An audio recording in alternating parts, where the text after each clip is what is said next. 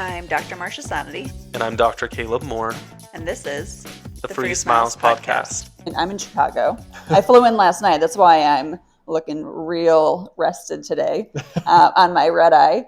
But I'm here with Dr. Alex, and tell us about kind of who you are, your practice, and really how you got here. Awesome. Well, I'm Dr. Alex Shore. I'm the owner here of Signature Smile Arts with our two locations in Homewood and Chicago. We met actually in Brazil, and I met Caleb in Brazil too at a neodent training for All on X. So that was kind of how we're here today. Yeah. And I went to University of Michigan. I graduated in 2019. Along the way, I worked in the DSO, and I learned a lot of same-day treatment experience, emergency experience, and really honed in my surgical ability there. And through that time, I took a lot of courses with implant dentistry, ranging from like single implant dentistry, overdenture, learning into more advanced workflows, all the way up to zygomatic and pterygoid, and like incorporating it all. And now moving into the teeth in the day concept, all on 4, 3 on 6, FP1, FP3, kind of getting patients in that need a lot of work and making sure they leave that day with a temporary printed provisional set and start that whole process. Well, I feel like you make it look easy. I spent this whole day just watching you go from literally taking someone who had, for people that aren't in dentistry, like a periodontal involved patient who has pretty much lost a lot of bone, their teeth are literally falling out of their mouth and as they walk in, and taking that and giving them a beautiful fixed smile that doesn't come in and out. They leave feeling like after the anesthesia wears off, they leave feeling confident. And I feel like, it's easy to undersell what it takes in your journey to be where you are today. Oh yeah. So when you first left dental school, did you feel like, hey, I'm going to be an amazing surgeon one day? Oh, or were you like, no.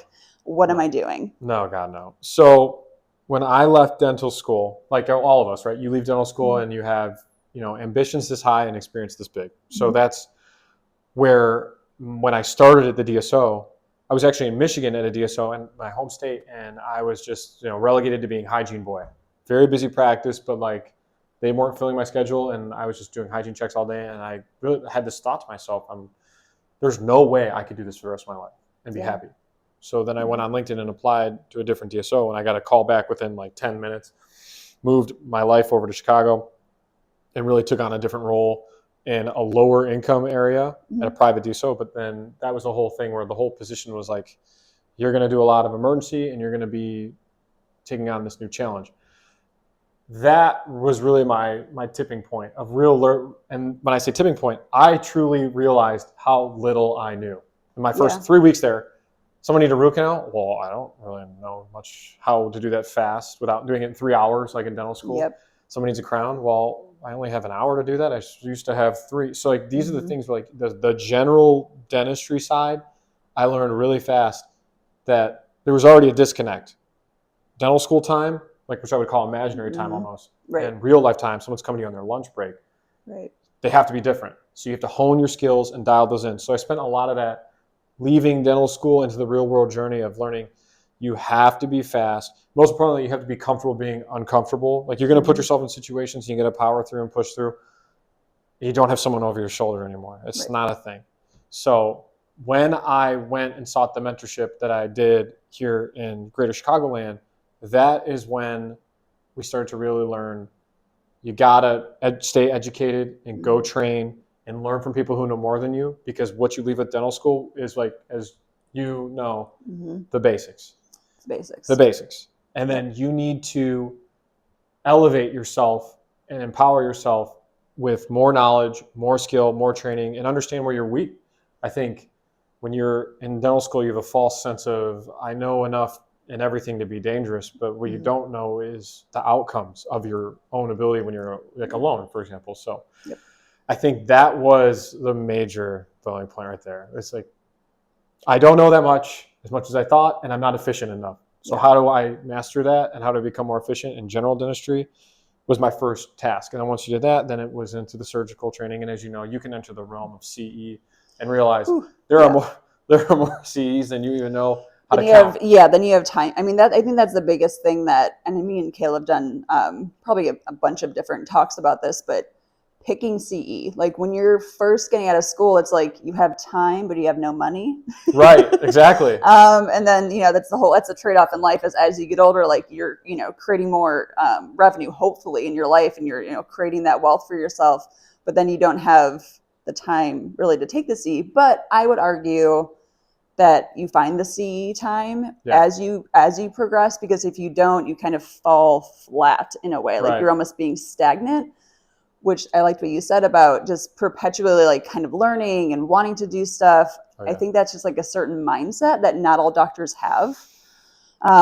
So I don't know if you've ever like worked with doctors that were that way, or if you've always just found mentors that really pushed for CE or wanted to teach and train. Oh, that's a great question. Honestly, so what you and I had to go through was COVID. And COVID kind of changed a lot of, like, I was working 5 days a week in my one DSO, and then they were like, well, we're on limited availability. So what did I do?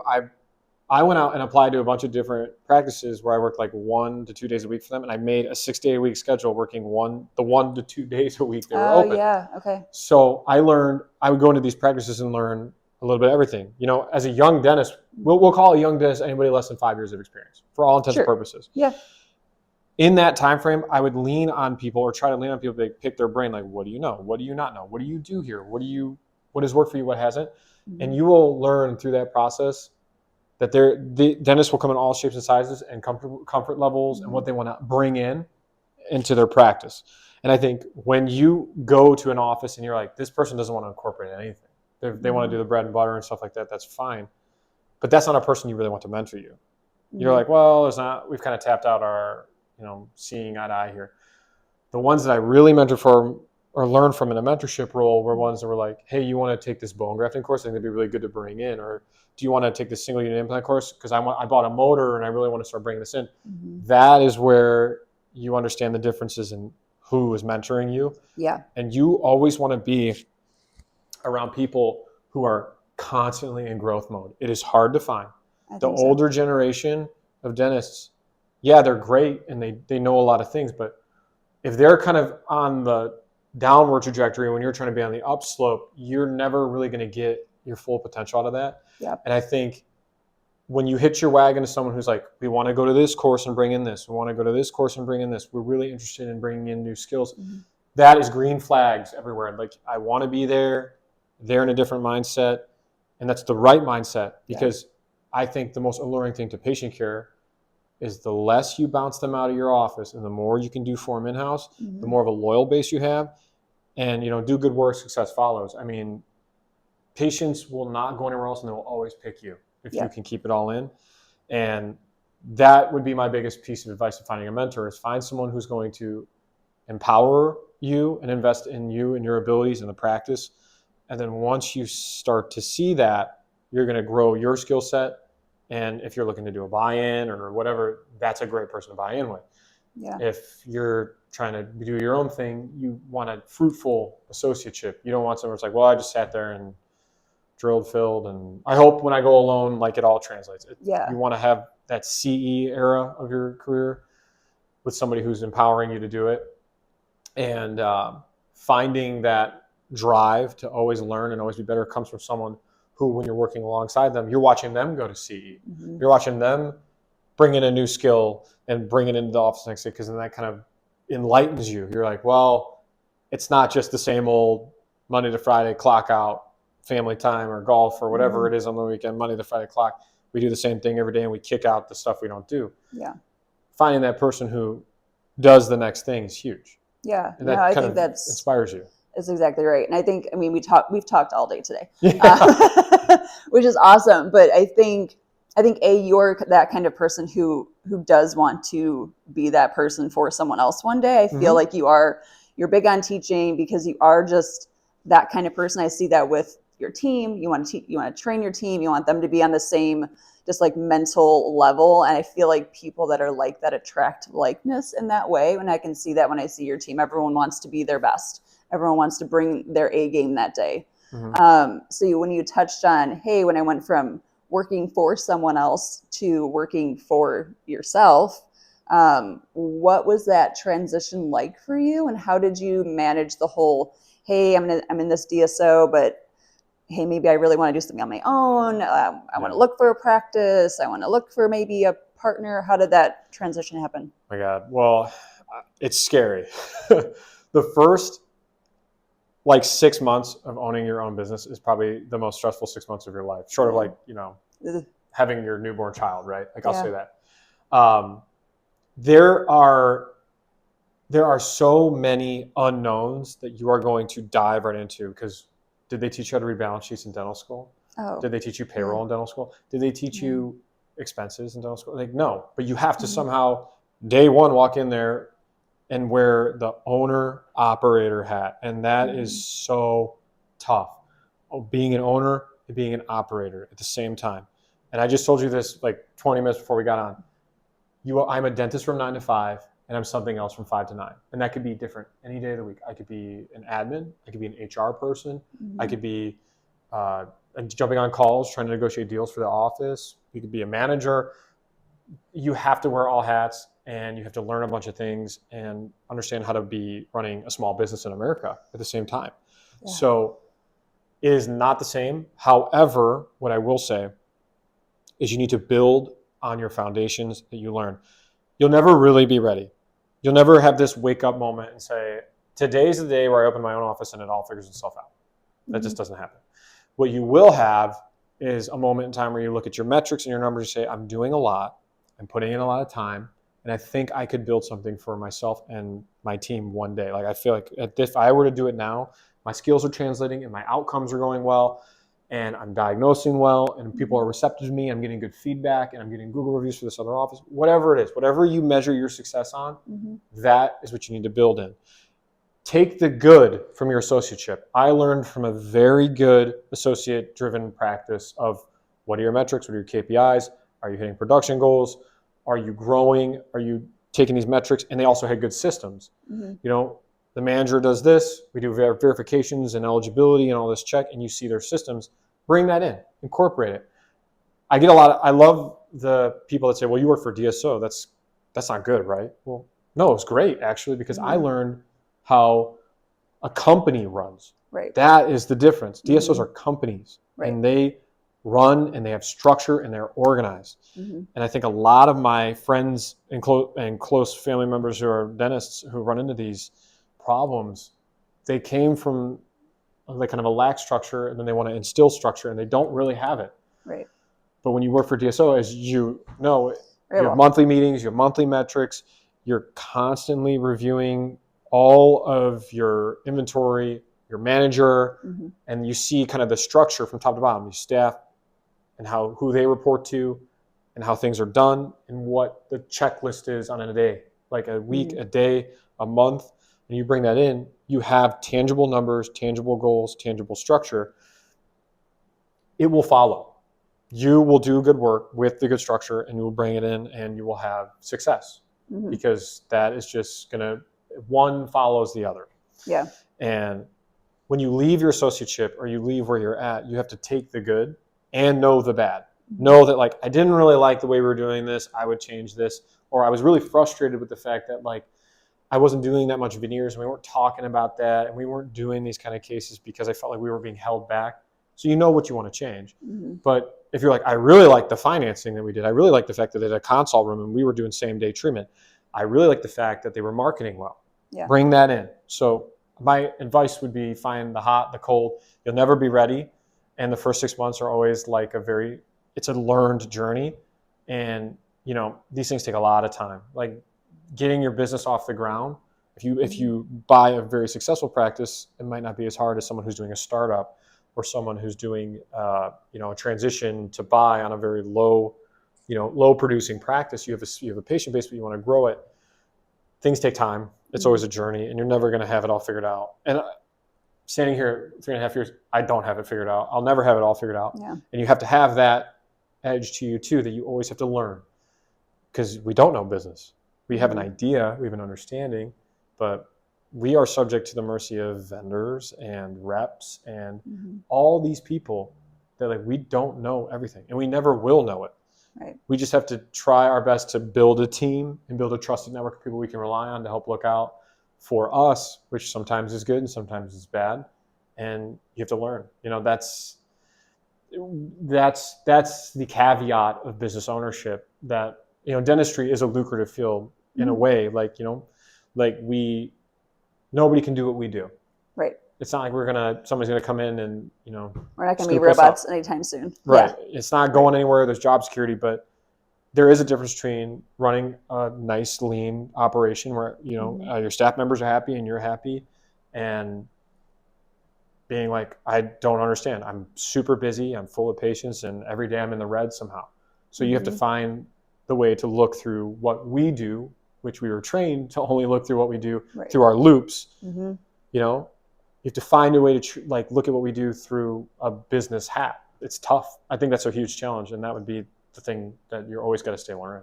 Well, I think that's the biggest thing that I hear, especially from, the doctors that I know that have always been the most stressed out, and you can feel that their team has that more of that stress. Like, you can feel that it comes from the top down. Yeah. And that comes from not having structure. So it's almost like that. You think of like parenting, like the parent that lets their kid just do whatever. They have no structure to their life. They're probably going to be a little more chaotic. But the parent that's a little bit more regimented, that kid's probably going to have more freedom because they have a schedule, but then they have this, autonomy in a way. That's just parent styles. I'm not a parent yet. Yeah. But that's what I hear. Yeah. But part of that, what you were saying, is just building that structure from the top down.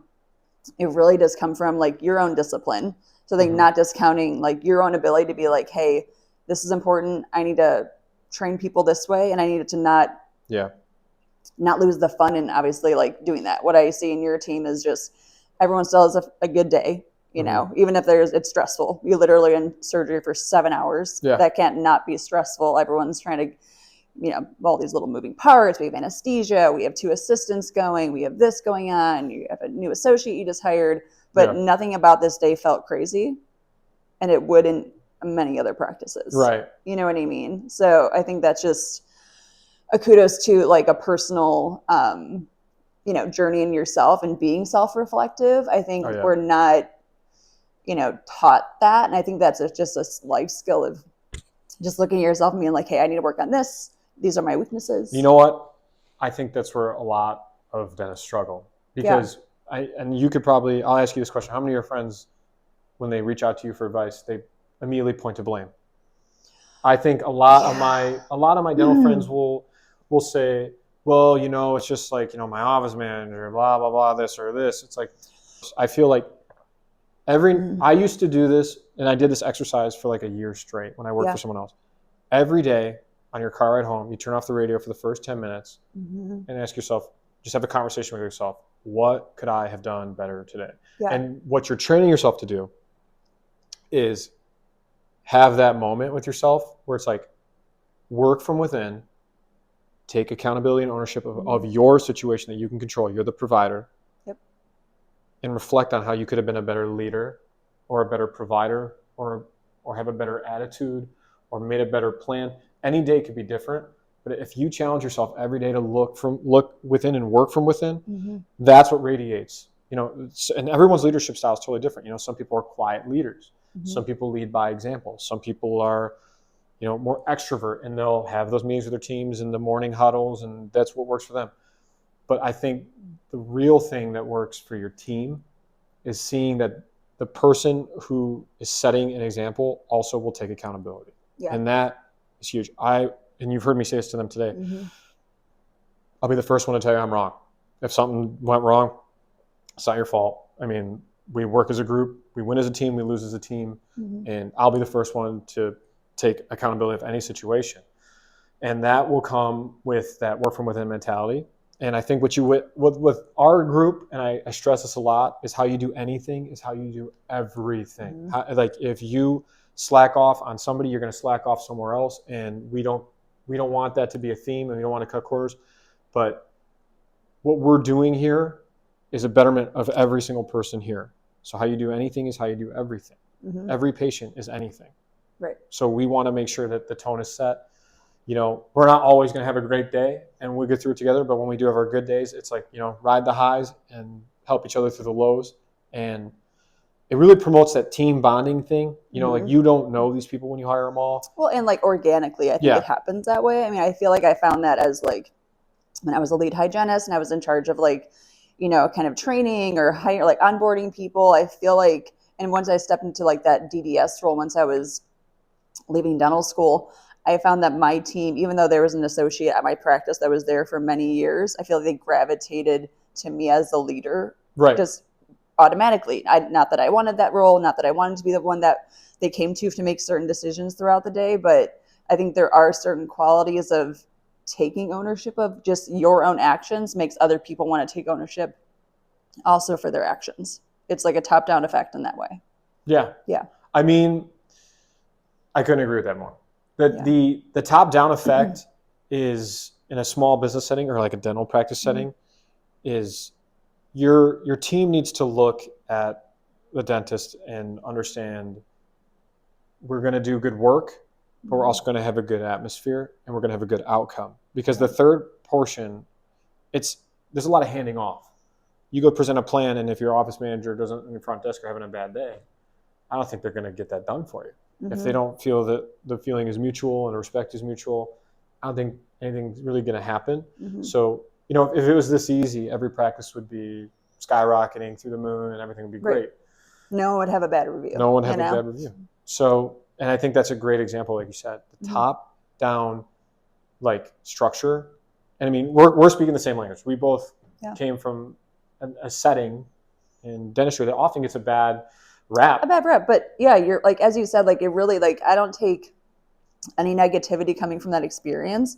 I only take a learning opportunity really for anything I do in my life. It's not like I'm walking out of something like, well, that was a waste of my time for 2 years. It's like, no, I learned so much.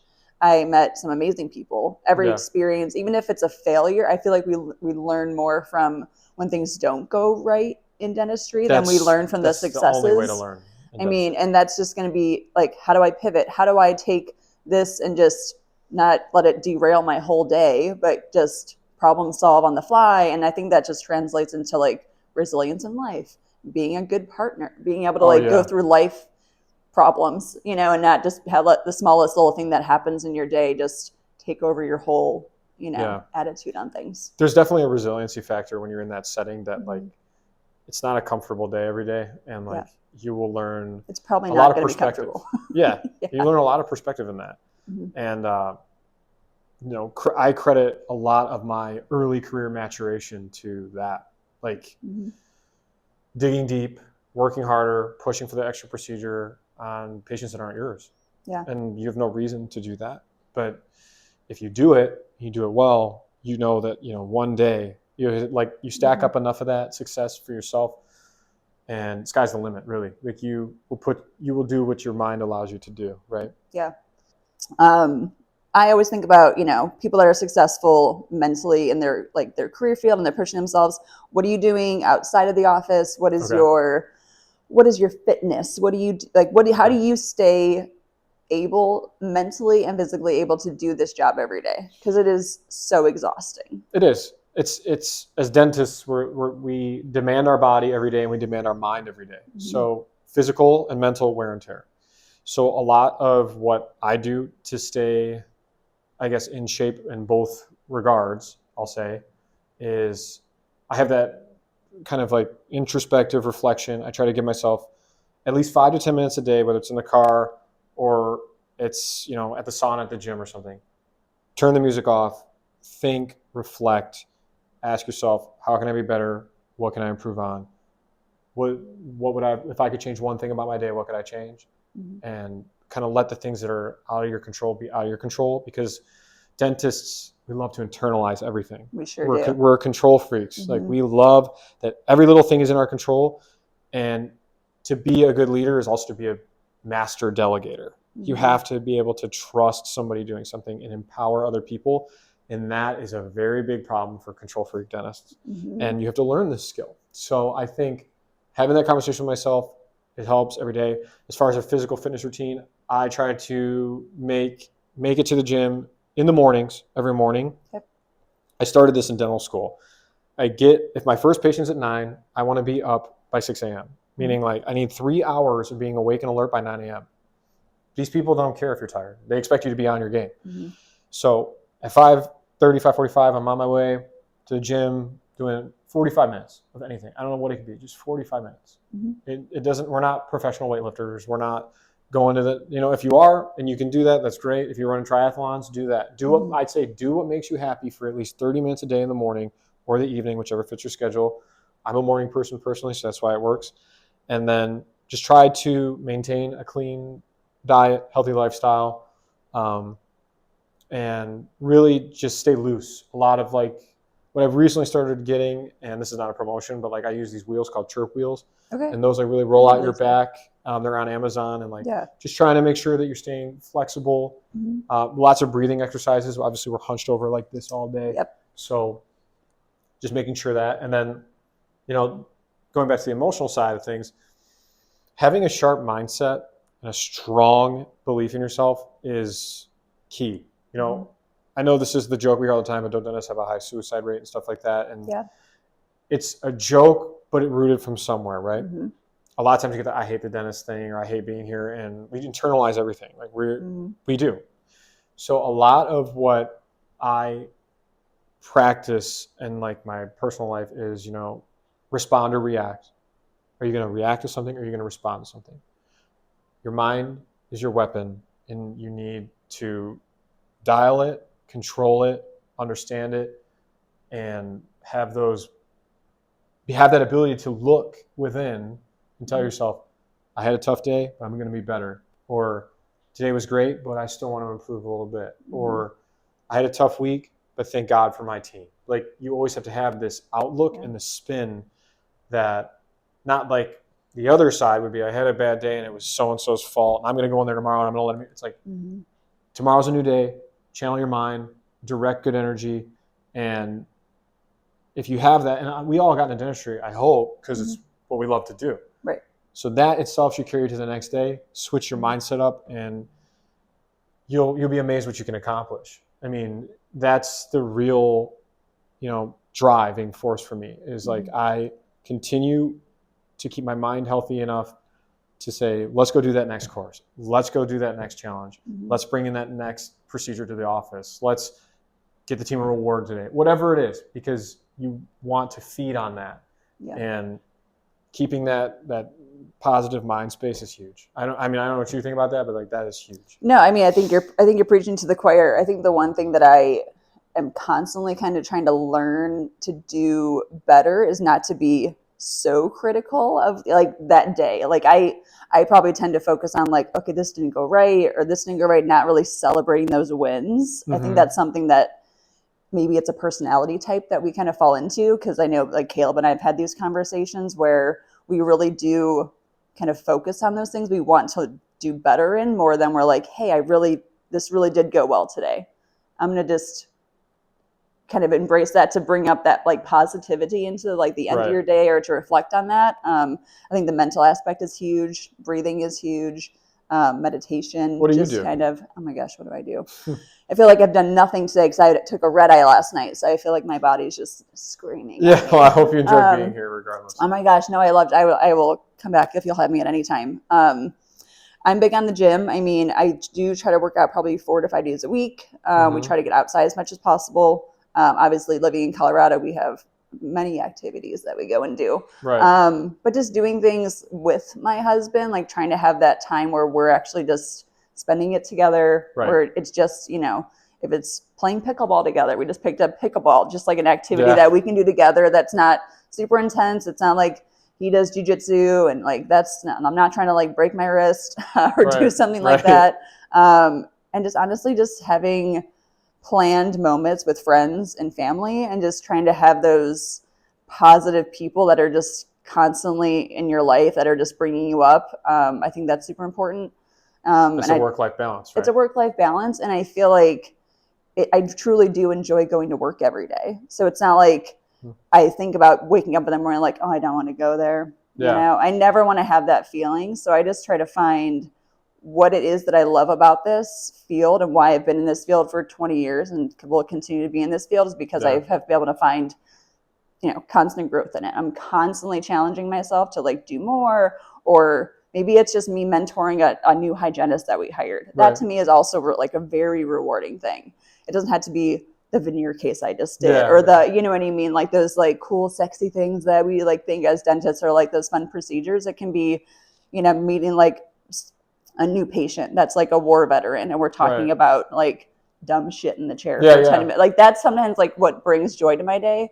Or seeing a kid that like got through a really weird, like a hard procedure because they had a bad tooth, but they like smiled at the end of it. Powered through. Dumb things that you like kind of overlook, I think are the most important. We have the luxury every day of meeting new people, like every single day. And I think it's a lost art in today's world, social media and everything. You can really hide behind the screen. Yeah. But when you get to make that impact on somebody, that is the ultimate reward. I've said that. That is what gets me out of bed every day, is the chance to make one person smile. Like even if it's one, and you go, 30 patients, you only get one. Yeah. I'm back for tomorrow. Yeah. And like that, it's like this contagious ability to do that. Perfectly said. I think even you could find a little light in every day doing what we do, and that is like, it's unique to what we do. Oh, 100%. Yeah. Well, thank you so much for having me out here, for really walking me through your whole day. Your team is amazing. I feel very honored to be here and to have met you. Just feeling is mutual. It's always nice to connect with like-minded people. So I'm glad you stayed in touch. I'm glad you can make it out here. Hopefully next time you come out here, we can do more, see more. Yeah. I won't take a red eye. I'll actually stay for the weekend and not do what I'm doing. Yeah, Chicago's beautiful in the summer, so you and your husband can come out here and actually enjoy the city. Yeah, and you are always welcome to come visit to Denver. And you never know. We may happen. It may just happen. Perfect. Awesome. Well, we will see you guys next time. Thank you so much for listening. If you enjoyed this episode, please share it with a friend. Don't forget to leave us a comment, rate us, and subscribe so you never miss an episode. We appreciate your support and look forward to bringing you more great content.